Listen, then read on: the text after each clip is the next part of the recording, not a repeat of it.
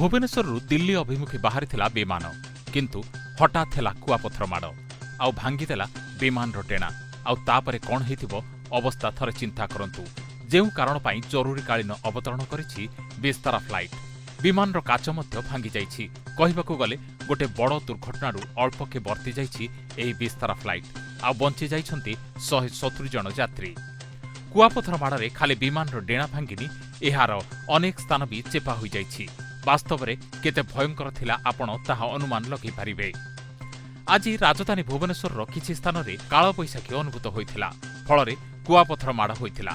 कालबैशाखीर प्रभाव रे प्रबल वर्षा सांगकू कुआपथर माड़ होइछि। भुवनेश्वरରୁ दिल्ली अभिमुखे बाहरिथिबा विस्तारा विमान उपरे कुआपथर माड़ होइछि। फଳରେ उड़ाण प्रभावित होइछि। विमानटी भुवनेश्वर विजु पट्टनायक आंतर्जातीय विमानबंदर रे जरूरी अवतरण करिछि, जहां परे समस्त यात्री सुरक्षित अछन्ति। Bureau report, Gitanjali news.